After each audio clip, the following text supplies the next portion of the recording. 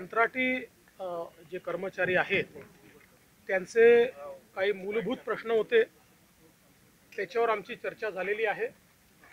त्यातले त्यांचे काही प्रश्न जे आहेत ते अत्यंत जेन्युइन आहेत की जे निश्चितपणे सोडवले गेले पाहिजेत, ज्याच्यामध्ये विशेषतः इतके वर्ष ते काम करतायत पण त्यांना जेव्हा नियमित भरती निघते त्यावेळी त्यांना अप्लाय करता येत नाही, कारण वयाची अट त्यांच्याकरता शिथिल झालेली नाही। त्यानंतर त्यांना त्या ठिकाणी काही ॲडिशनल मार्क दिले तर त्यांना या स्पर्धेमध्ये टिकता येईल, त्यामुळे त्या संदर्भातले काही विषय आहेत। या व्यतिरिक्त काही त्यांच्या फायनान्शियल डिमांड्स देखील त्या ठिकाणी आहेत। एक विशेष महत्त्वाची त्यांची जी मागणी आहे की कंत्राटदार जे आहेत ते शोषण करतात, नियमित आणि त्यांना जेवढं वेतन देय आहे ते वेतन त्यांना मिळत नाही आणि म्हणून थेट त्यांच्या खात्यामध्ये ते वेतन गेलं पाहिजे। तर ही मागणी जी आहे ती मला असं वाटतं योग्य आहे। आम्ही त्याचं एक मेकॅनिझम आता तयार करण्याचा प्रयत्न करू की ज्यातनं थेट त्यांच्या खात्यात त्यांचं वेतन हे गेलं पाहिजे। काही ठिकाणी खात्यात वेतन गेल्यानंतर कंत्राटदार ते वेतन विड्रॉ करून घेतोय, तर त्याही अशा प्रकरणांची चौकशी करण्याचे आदेश मी देणार आहे, कारण अशा प्रकारे जर अशी पिळवणूक किंवा फसवणूक होणार असेल तर ते देखील योग्य नाही आहे। त्यामुळे त्यालाही कशा प्रकारे प्रतिबंधात्मक उपाय करता येतील हा देखील आपला प्रश्न त्या ठिकाणी आहे। काही त्यांच्या ज्या फायनान्शियल डिमांड्स आहेत, एक मी आमची त्यांना अडचण समजावून सांगितली की आम्ही 2019 साली जी काही वाढ दिली होती ती सगळीच्या सगळी वाढ ही MERCने डिसअलाव केली आणि ती डिसअलाव केल्यामुळे आता त्याचा भार जो आहे तो पूर्णपणे कंपन्यांवर पडलेला आहे आणि त्याची वसुली कंपन्यांना करता येत नाही। त्यामुळे आता या संदर्भात कुठलेही निर्णय घेताना ते विचारपूर्वक घ्यावे लागतील, MERCच्या फ्रेमवर्कमध्ये घ्यावे लागतील आणि म्हणून लवकरच तिन्ही जे आमचे कंपन्या आहेत त्यांच्या MD सोबत एक बैठक ही जी काही संयुक्त कृती समिती आहे त्या समितीची आम्ही त्या ठिकाणी करणार आहोत आणि त्या बैठकीमध्ये याच्यावर सविस्तर चर्चा हे ते लोक करतील आणि त्यातून मग प्रत्येक गोष्टीत काय काय मार्ग आपल्याला काढता येईल तो मार्ग आपण काढणार आहोत। दिल्लीची घाई करू। दोन गोष्टी यात मला महत्त्वाच्या सांगायच्या आहेत।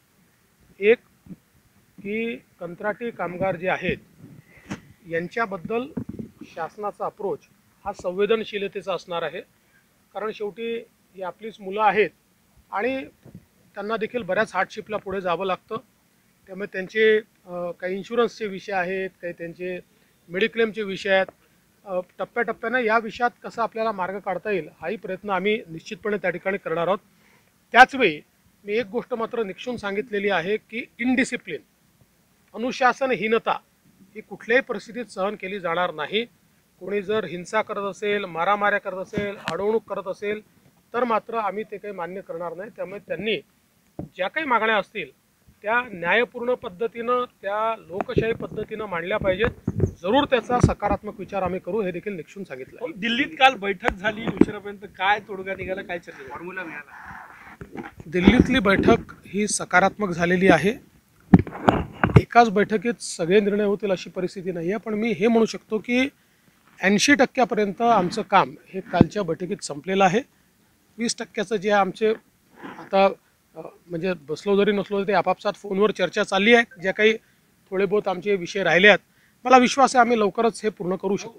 राज ठाकरे म्हणाले दुसऱ्याची पोरं सध्या खांद्यावर खेळवले जाण्याचा प्रकार सध्या महाराष्ट्रात सुरू आहे, अशा पद्धतीने भाऊ बाळा नांदगावकरांनी हे पण म्हटलेलं आहे की जर काही चांगलं होणार असेल तर भाजपसोबत जायला काय हरकत नाही। असं आहे की या संदर्भातली आमची भूमिका ही आम्ही यापूर्वी देखील सांगितलेली आहे की आत्ता मनसेने जी काही व्यापक भूमिका घेतलेली आहे ती भूमिका आमच्या विचाराशी विसंगत नाही आहे। त्याच्यामुळे कसं आहे की आधी क्षेत्रीय अस्मिता जी आहे ती आम्हाला मान्यच आहे। महाराष्ट्रात राहून मराठी माणसाबद्दल बोलणं हे योग्यच आहे, ते केलंच पाहिजे। मराठी माणसाचे सगळे अधिकार प्रोटेक्ट केलेच पाहिजे, पण त्याचसोबत एक व्यापक भूमिका देखील असली पाहिजे, एक्सक्लुजनची भूमिका असू नये असं आमचं मत होतं। आणि मराठी माणसाच्या हक्कांसोबत आज एक हिंदुत्वाची भूमिका ही त्या ठिकाणी मनसेने घेतली आहे। त्यामुळे त्यांच्या आणि आमच्या भूमिकेत फारसं अंतर राहिलेलं नाही आहे। बाकी मग निवडणुकीत काय करायचं आहे वगैरे याच्यावरनं इन्फरन्सेस काढता येणार नाही। या गोष्टी चर्चेच्या असतात, तपशिलाच्या असतात, त्यामुळे योग्य वेळी योग्य निर्णय होऊ शकतात. कारवाई झाली त्यावर टीका होत आहे. मला काय माहिती, माझा काय संबंध आहे? तिघ जणांसोबत आता चौथा व्हिडिओ येणार मनसे तुम्ही जे संकेत देता त्यावरून मी कुठलेच संकेत तुम्हाला दिलेले नाही. तुमचे डोके क्लिअर केले आहेत मी. तुम्ही जे अंदाज 25 चालवता त्याबद्दल तुम्हाला मी काय फॅक्ट आहे हे एवढं सांगितलेलं आहे. कधीपर्यंत जाहीर होण्याची शक्यता किती दिवस तरी अंदाजे? आचारसंहिता लागायच्या आधी व्हायला पाहिजे. प्रकाश आंबेडकरांनी काँग्रेसवरही टीका केली आहे. त्यांनी म्हटलं की काँग्रेसचे नेते सुपारीबाज आहे आणि भाजपवरही टीका केली आहे. साहेब आंबेडकर साहेब कोणाबद्दल काय बोलतात, कधी बोलतात या संदर्भात मी काय सांगू.